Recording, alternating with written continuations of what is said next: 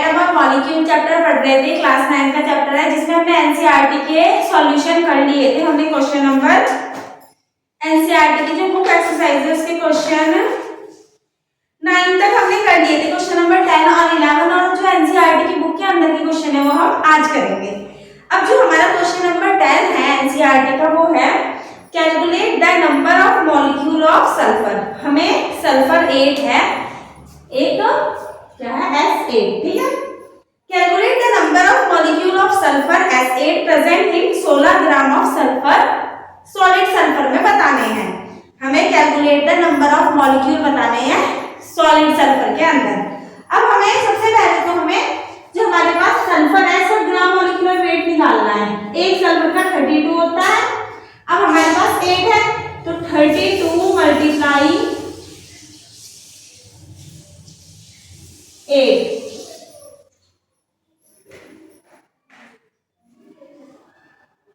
तो ये कितना आया 256 ग्राम हमारे पास क्या है सल्फर का वेट आया। अब ये जो 256 ग्राम सल्फर का वेट है 256 ग्राम सल्फर का वेट है 6.022 इंटू 10 की पावर 23 के क्या होता है ये इक्वल होता है। ये क्या होता है हमारे एवोगाड्रो नंबर होता है जिसके ये इक्वल होता है। और उसने हमें क्वेश्चन में क्या दे रखा है ये तो हमारा नॉर्मल है। सो 256 ग्राम 6.022 10 की पावर 23 मोल की क्या है ये बराबर है, हाँ मॉलिक्यूल के, सॉरी।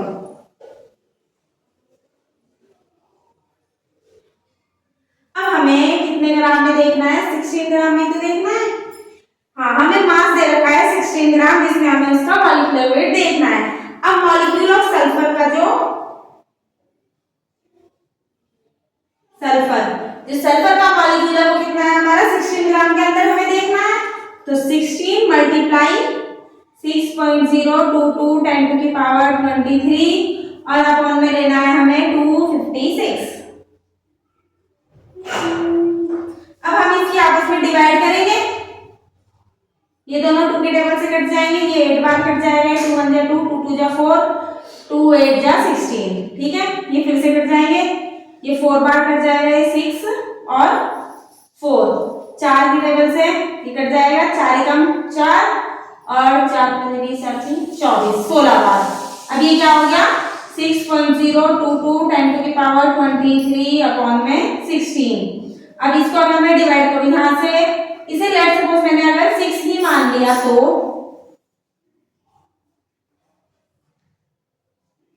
पॉइंट हटाया 3 जीरो नीचे आई, उन 3 जीरो का भी मैं कुछ नहीं करती, ऐसे कैसे लिख दिया मैंने। यहाँ पे क्या है 16 32 16 की 48 16 चुके 16 की 48 48 2 और 5 7 का ये 2 आया 16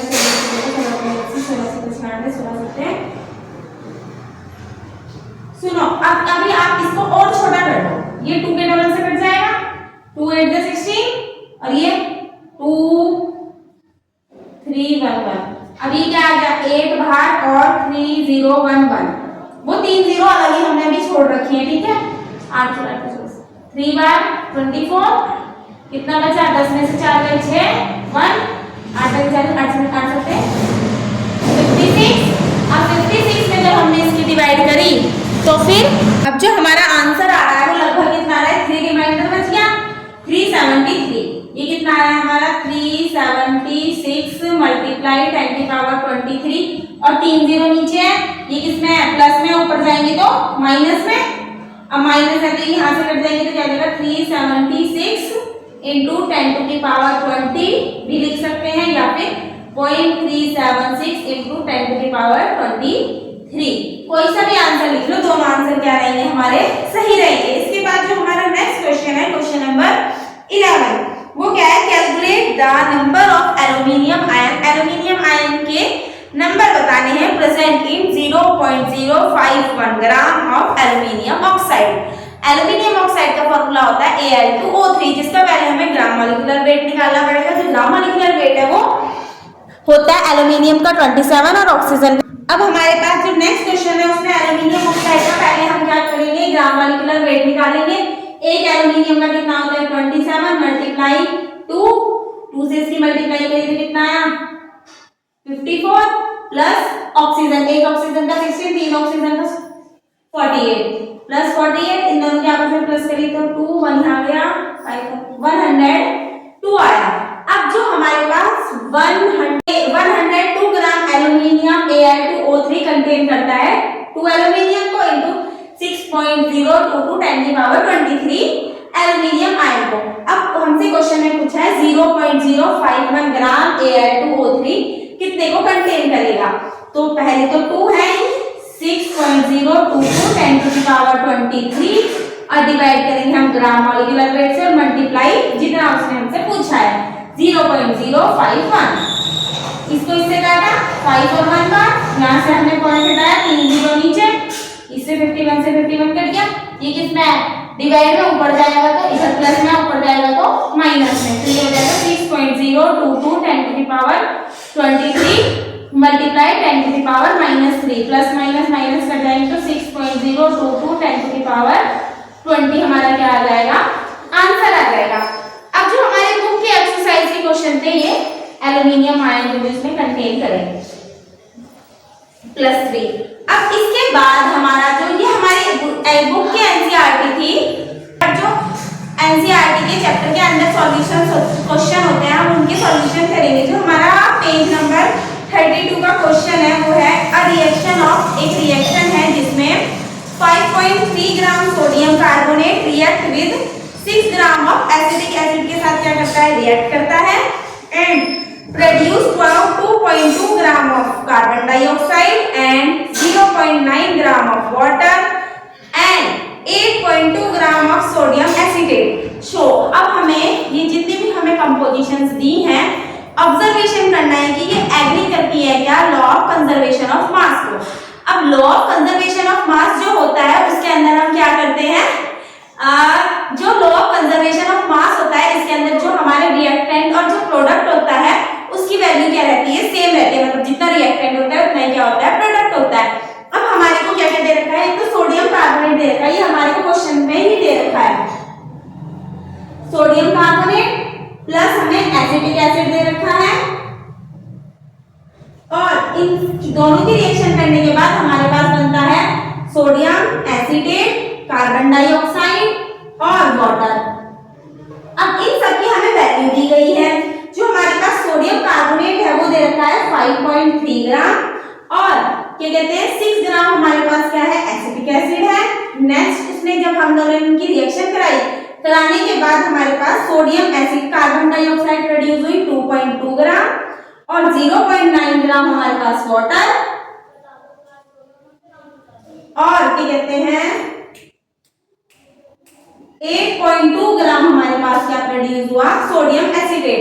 अब जब हम इन दोनों को प्लस करेंगे 5.3 और 6 को प्लस करेंगे तो कितना आएगा 11.3 ग्राम आया और अगर हम 8.2 2.2 और 0.9 को प्लस करें 9 10 11 12 13 1 कैरी गया 8 9 10 और 11। तो हमारे पास अगर हम देखें तो जो रिएक्टेंट और प्रोडक्ट है दोनों का जो मास है वो क्या है सेम है। तो यानी कि law of conservation of mass को क्या करती है एग्री करती है ये वाली स्टेटमेंट और ये वाली रिएक्शन भी। अब इसके बाद जो हमारी नेक्स्ट क्वेश्चन है वो है हमारे पास हाइड्रोजन और ऑक्सीजन को कंबाइन किया गया है रेशो में। Hydrogen and oxygen are combined in ratio 1 and ratio 8 by mass form a water और वाटर को ये फॉर्म करता है। जब हाइड्रोजन और ऑक्सीजन को रिएक्ट कराया गया तो ये वाटर को फॉर्म कर रही है। What mass of oxygen gas? अब ऑक्सीजन गैस का मास बताना है required to react completely in 3 gram of hydrogen gas. जब 3 ग्राम of हाइड्रोजन गैस के साथ रिएक्ट कराया जाए नॉर्मली जो हमारा H2O है वो 1:8 से बनता है। अभी कैसे बना हाइड्रोजन का मास 1 होता है यहाँ पे 2 हाइड्रोजन है और ऑक्सीजन का मास कितना होता है 16 दोनों 2 के टेबल से कर लेते हो 1:8 आया ये नॉर्मल है। अब उसके बाद वो पूछ रहा है अगर हमारे पास 3 ग्राम हाइड्रोजन है तो ऑक्सीजन कितनी बनेगी तो 1:8 equal to 3 into X oxygen पूछिए। अब रेशियो में है रेशियो में तो x इक्वल टू क्या हो जाएगा 8 मल्टीप्लाई 3 क्योंकि ये क्या होगा ऐसे होगा 1/8 और अपॉन में 3/x तो x ऊपर जाएगा यहाँ पे जाएगा तो x अपॉन में 24 हो गया 3 8 और वो इसके इक्वल के इधर आ जाएगा। तो जो हमारा x आया वो कितना आया हमारा 24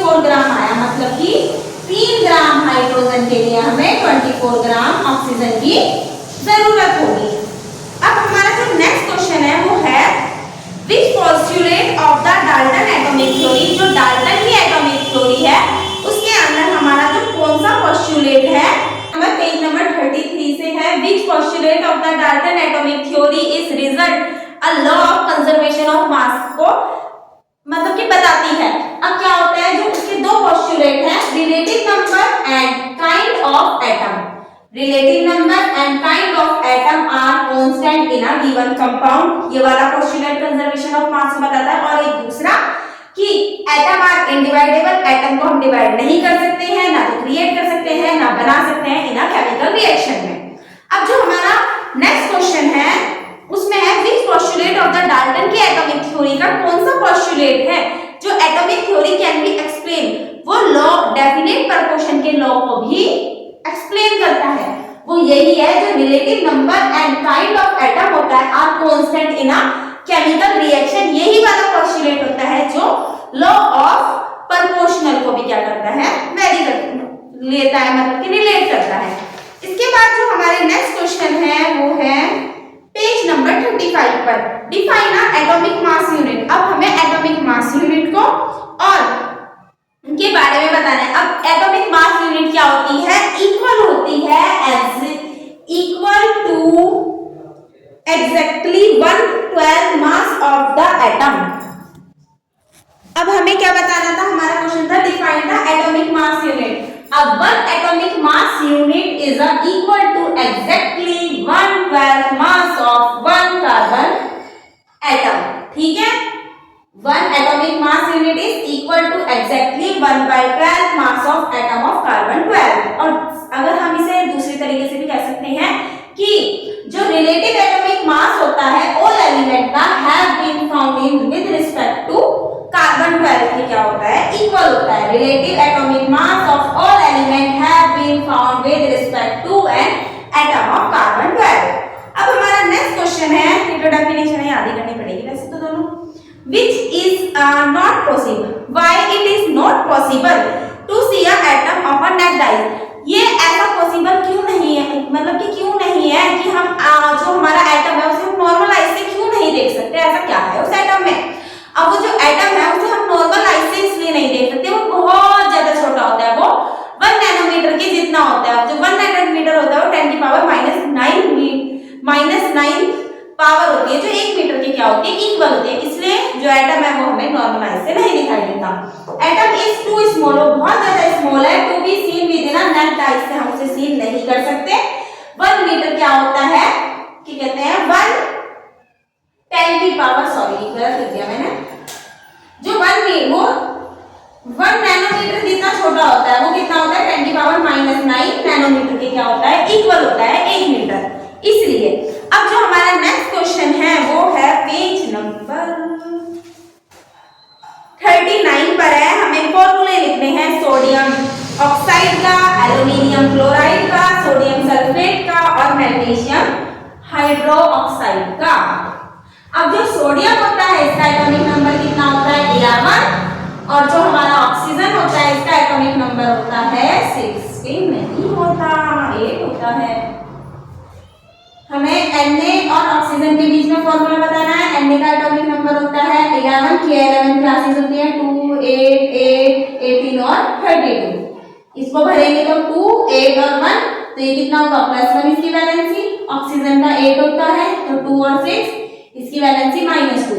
यहाँ पे +1 लिखा है, यहाँ पे -2 लिखा है, इसकी मल्टीप्लाई इससे करी, इसकी मल्टीप्लाई इससे करी, ठीक है। तो +- कट जाते हैं, Na के नीचे 2 आ गया, 2 आ गया, तो ये सोडियम ऑक्साइड का फॉर्मूला बना। नेक्स्ट क्वेश्चन है हमारा एल्यूमिनियम क्लोराइड। जो एल्यूमिनियम होता है इसका एटॉमिक नंबर 13, तो 2, 8, 3, तो इसकी वैलेंसी +3। और क्लोराइड है एटॉमिक नंबर 17, 2, 8, 7, तो इसकी वैलेंसी -1 ताकि इसके एक सेल कंप्लीट हो जाए। तो Al ये नीचे लिखा +3 और Cl के नीचे -1, इसकी इससे करी, इसकी इससे करी, तो Al +- कट गए और Cl3, ये एल्यूमिनियम क्लोराइड का है। नेक्स्ट है sodium sulphate, sodium sulphide. Sodium का ये था, सल्फर का 16 होता है एटॉमिक नंबर 2, 8, 2, तो ये 16 10 और से 16, तो इसकी -2 ताकि इसके अपने कंप्लीट कर ले। तो Na यहाँ लिख दूं, Na और S, Na की +1 S की -2, इसका S की 0, इसके साथ करी तो Na2 और S, इसका क्या है Na2S आया। नेक्स्ट क्वेश्चन है हमारा मैग्नीशियम हाइड्रोक्साइड। मैग्नीशियम का एटॉमिक नंबर होता है 12, तो 2 8 2, इसकी वैलेंसी होती है +2 और हाइड्रोक्साइड की होती है -1, तो मैग्नीशियम और OH, OH की -1, इसकी +2, इसकी मल्टीप्लाई इससे करी, इसकी इससे करी तो Mg, और दोनों के पास है तो OH का क्या आ गया होल ट्वाइस आ गया, ये फॉर्मूले हैं। नेक्स्ट है write down the name of the compound represent. Al2SO4 का होल 3 से एल्युमिनियम सल्फाइड कहते हैं, Cl2 को कैल्शियम क्लोराइड कहते हैं, K2SO4 को पोटेशियम हाइड्रोक्साइड कहते हैं, KNO3 को पोटेशियम नाइट्रेट कहते हैं और CaCl2 को कैल्शियम कार्बोनेट। फर्स्ट Al2SO4 का होल 3 को एल्युमिनियम सल्फेट, CaCl2 को कैल्शियम क्लोराइड, K2SO4 को पोटेशियम सल्फेट और KNO3 को पोटेशियम नाइट्रेट और CaCO3 को क्या कहते हैं कैल्शियम कार्बोनेट। अब नेक्स्ट क्वेश्चन है हमारा what is the means by the term of chemical formula, का मतलब क्या होता है। केमिकल फॉर्मूला क्या होता है, एक कंपाउंड की क्या होती है सिंबॉलिक रिप्रेजेंटेशन होती है जो बताती है उस कंपाउंड की पॉसिबल, उस कंपाउंड के अंदर कौन कौन सी कंपोजिशन में कोई भी चीज है। लेट्स सपोज हमारे पास NaCl है, तो जो NaCl है वो एक कॉमन सोर्स जिसे कहते हैं वो Na और Cl से मिलकर बना है, तो उसकी परसेंटेज कंपोजिशन को बताएगी, उसके सिंबल को बताएगी, ये सब होता है।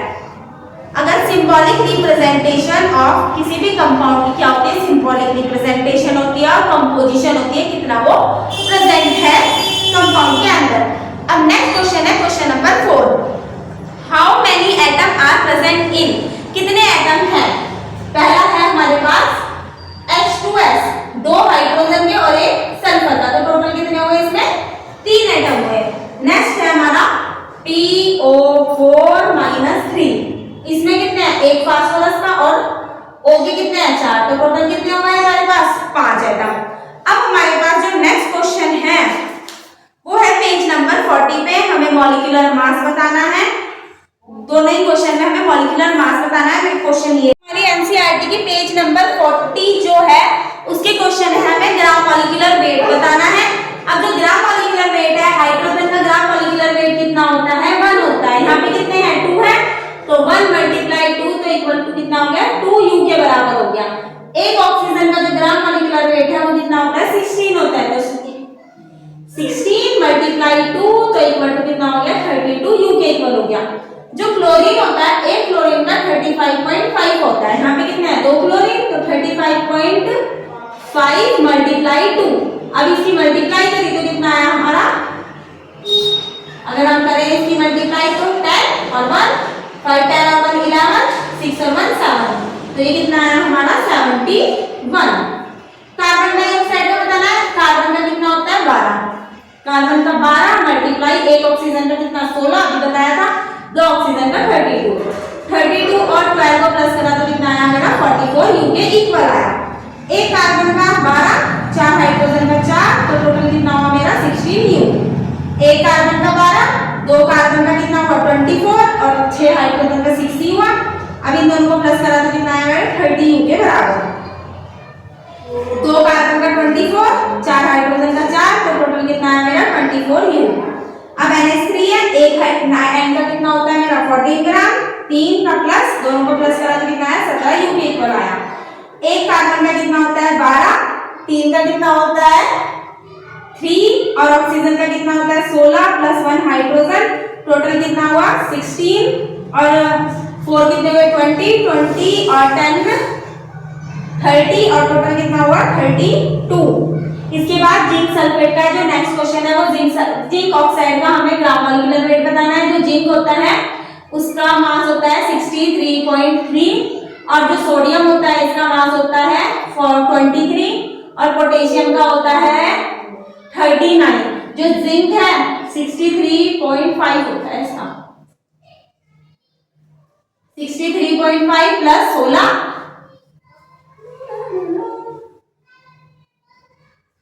5 6 और 3 9 6 और 1 7, तो इसका टोटल मास कितना आया 79.9। एक का 23, दो का 46, 46 प्लस 16 टोटल कितने में 12, एक लगा 5 6 7 72 यू के इक्वल ही होंगे। एक पोटेशियम का 39, दो पोटेशियम की मल्टीप्लाई करी 18 1 6 1 7 78, कार्बन का 12, ऑक्सीजन 3 ऑक्सीजन है, एक ऑक्सीजन का कितना होता है 16, 3 ऑक्सीजन का 37 48 48, इनको प्लस करा 10 18, एक कैरी गया 7 8 9 10 11 12 13, इसका कितना हुआ 138 यूके इक्वल हुआ। इसके बाद जो नेक्स्ट क्वेश्चन है वो है पेज नंबर 42 पे। अब जो हमने अभी भी क्वेश्चन करा था जिंक ऑक्साइड का मॉलिक्यूलर मास निकाला था, जो जिंक का मास होता है वो 63.5 नहीं होता, वो कॉपर का होता है। जो जिंक का मास होता है वो कितना होता है 65 होता है। अब 65 प्लस हमें ऑक्सीजन लेना था, ऑक्सीजन का कितना होता है 16 11 1 6 7 8, तो ये 81 मास होता है जो जिंक ऑक्साइड का होता है। ठीक है, अब हमारे पास एनसीईआरटी का जो नेक्स्ट क्वेश्चन है बुक एक्सरसाइज के अंदर if 1 mole of carbon atom weight, एक मोल कार्बन, हमने एनसीईआरटी के क्वेश्चन कर रहे थे। अब हमारा जो पेज नंबर 42 है उसका क्वेश्चन है, क्वेश्चन नंबर 1 है if 1 mole of the carbon atom weight, एक मोल कार्बन एटम का जो वेट है वो 12 ग्राम है, what is the mass of the 1 gram of the carbon atom, 1 gram carbon atom का मास कितना होगा। हमें पता है 1 मोल कार्बन एटम में 6.022 10 की पावर 23 अवोगाड्रो नंबर होते हैं जो 12 ग्राम के इक्वल होते हैं। 12 ग्राम क्या होता है कार्बन का एटॉमिक मास होता है। अब हमसे किसमें पूछा गया है 1 ग्राम में पूछा गया है। अब 1 ग्राम में अगर हमसे पूछा गया तो हम क्या करेंगे 12 डिवाइड बाय 6.22 into 10 की पावर 23, 1 है तो 1 से तो नॉर्मली मल्टीप्लाई होगी तो कुछ आएगा नहीं। अगर हम इसको सॉल्व करें तो ये 2 के टेबल से कट जाएगा, 6 बार कट जाएगा, ये 3.011 कट जाएगा। अगर हम इसको सॉल्व करें तो सॉल्व करने के बाद क्या आएगा 10 की पावर -23, और इसको अगर मैं 3 ही मान लूं ऊपर गया तो कितनी आ गई 6000,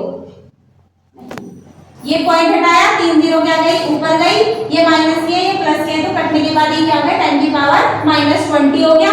और 6 को हमें किससे 3 से डिवाइड करते हैं तो कितना हो जाएगा 2 into 10 की पावर -20 हो जाएगा। जो हमारा नेक्स्ट क्वेश्चन है वो है हमें Fe और क्या कहते हैं सोडियम के मास दिया हुआ है, हमें बताना है कि किसका मास हमारा ज्यादा होगा।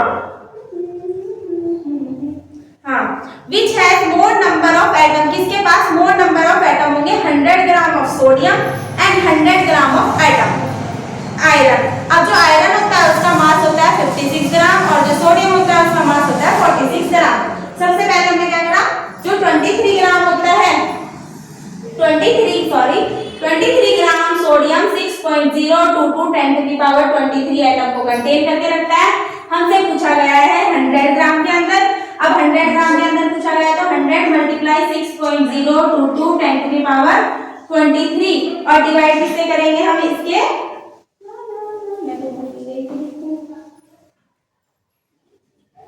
100 से, और यार कुछ गड़बड़ होगी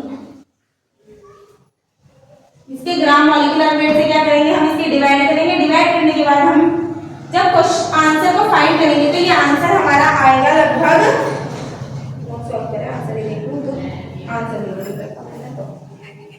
6.22 अपॉन में कितना आया 23, यहाँ से पॉइंट हटाया 3 जीरो नीचे आई, 2 जीरो से 2 जीरो कटी, एक पावर हट गई तो हमारी पावर कितने आ गई 10 की पावर 22। अब अगर हम इसे डिवाइड करें 60622, इसको अगर मैंने 20 मान लिया लेट्स सपोज तो ये कितना आ जाएगा 3 बार 60 2.0 लगाई 2 द्वारा 0.0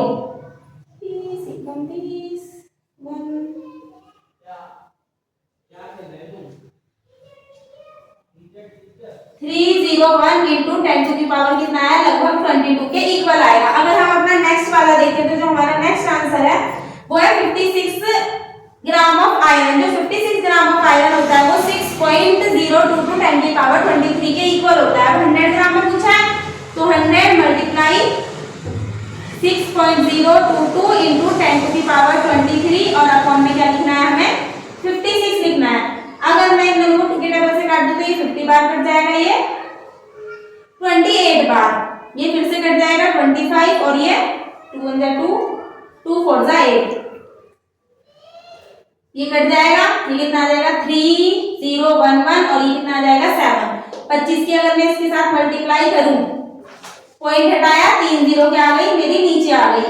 तो अगर मैं इन दोनों की मल्टीप्लाई करूं लगभग 25 की, अगर मैं इसको 3000 ही मान लूं लेट सपोज, तो 25 मल्टीप्लाई 3000 75,000 आ गया। 75,000 को अगर मैं 7 से डिवाइड करूं, 7 1 7 0 5 0 7 7 49 1 0 7 1 7 3 बचेगा, फिर 0 आ जाएगी 7 7 28, ये कितना आ जाएगा 0.714 10 टू द पावर 20। अब अगर हम इन दोनों के मास को कंपेयर करें तो जो हमारा ऑक्सीजन का मास है वो क्या आया, ज्यादा आया, मतलब कि 100 ग्राम जो ऑक्सीजन है उसका मास क्या होगा 100 ग्राम आयरन से ज्यादा होगा। अब हमारे जो एनसीईआरटी का चैप्टर नंबर एटम और मॉलिक्यूल था उसकी पूरी एनसीईआरटी और चैप्टर क्या हो गया, कंप्लीट हो गया। इसके बाद हम एनसीईआरटी का नेक्स्ट चैप्टर शुरू करेंगे। Thank you.